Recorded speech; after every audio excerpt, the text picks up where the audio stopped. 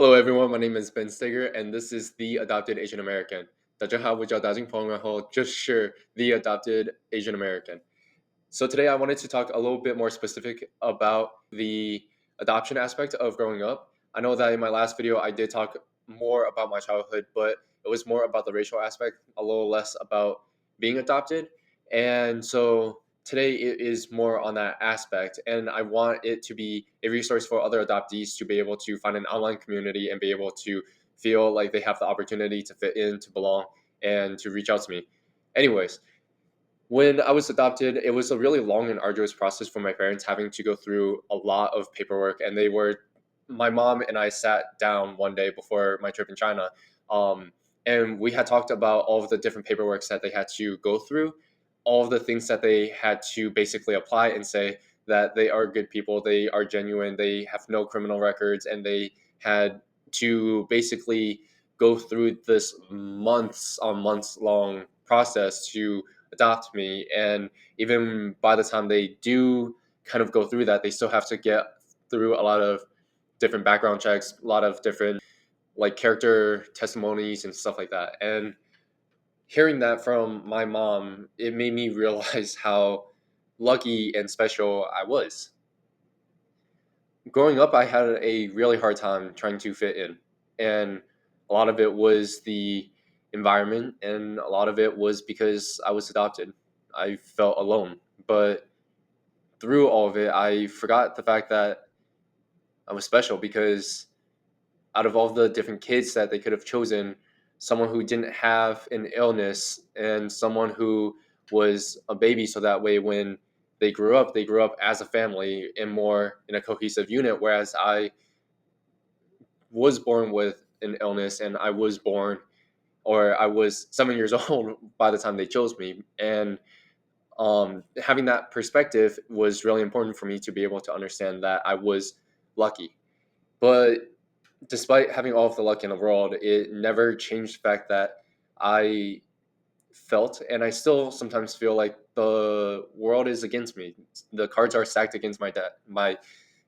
Against my deck, um, or against my hand. One of those. But when I try and talk to some people now, there are a lot of great supportive people who are telling me how brave I am for trying to share my story and for doing what I am doing. But there are also a lot of people who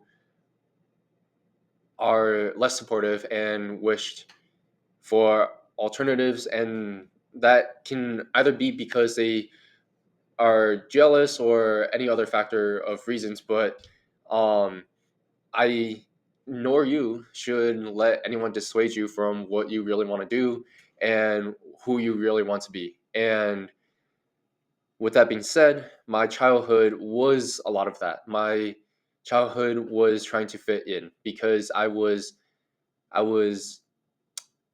an alien in a completely different world. And it's funny because I liked Ben 10 growing up, and so um, there was sometimes people were clever enough to come up with jokes around me being an alien and Ben 10 and the Omnitrix and whatever.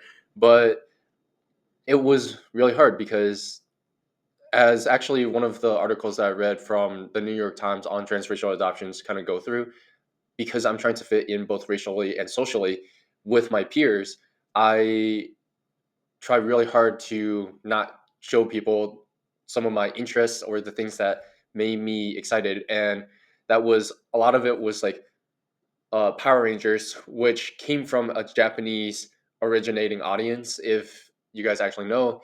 And then I also would not tell people that I liked anime.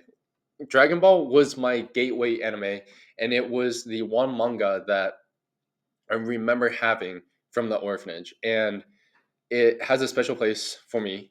And I'm still hugely influenced by anime currently, but it took a lot of time discovering who I really was in college to be able to say, hey, this is the thing, these are the things that I really liked.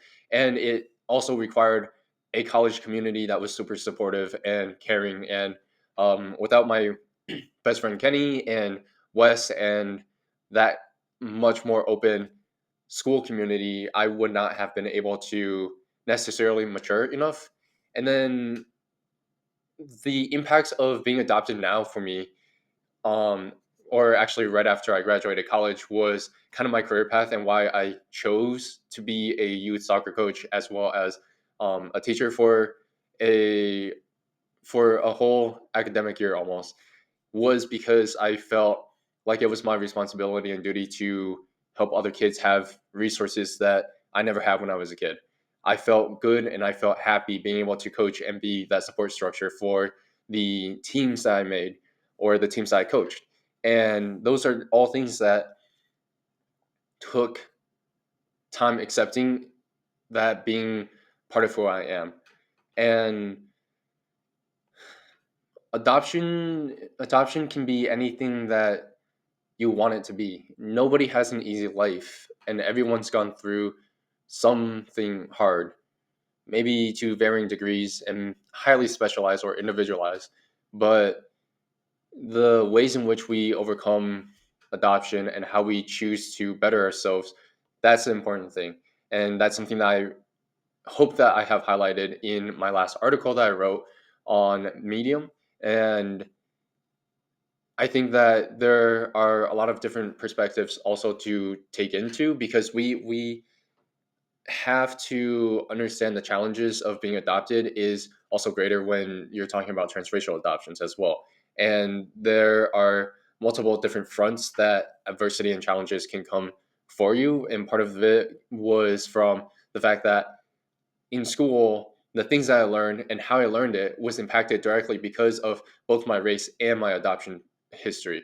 Um, I remember that I absolutely sucked at biology. You know, biology. I got my first, I think it was a C minus in honors bio, and my parents were pissed. Like they're biologists. I could have asked them for help, but because of who I was and the fact that I was not very close with my family at that time, and a lot of that could be attributed to being adopted, but a lot of it was also because in academia, I was not someone who tried to overly achieve because of the stereotype that Asians are really smart, they're good at math. Those were things that I was trying to not necessarily partake. Anyways, I hope you guys enjoyed the video. I want to talk a little bit more at length about China's one child policy as well as the movie One Child Nation, which I first saw in um, college for one of my classes, but it was an amazing movie. It was very insightful and it was something that opened my eyes up to my trip because I realized that maybe there were a lot more to my story than what was initially told to me. And I'm trying to uncover this mystery and I'm hoping to be able to empower other adoptees, especially adoptees who were impacted by the one child policy as well. And I think that it is going to be really important for all of us to understand the implications it has for us and why China tried to make that or implement that policy in the first place.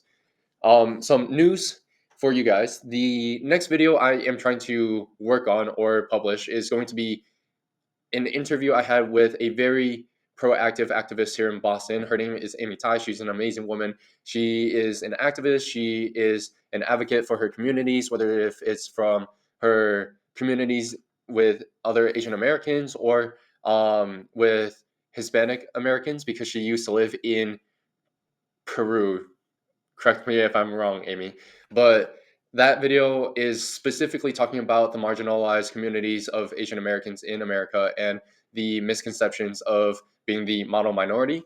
If you guys are interested in that, tune in and I will catch you guys in the next one. Peace. Oh, yeah. And like and subscribe.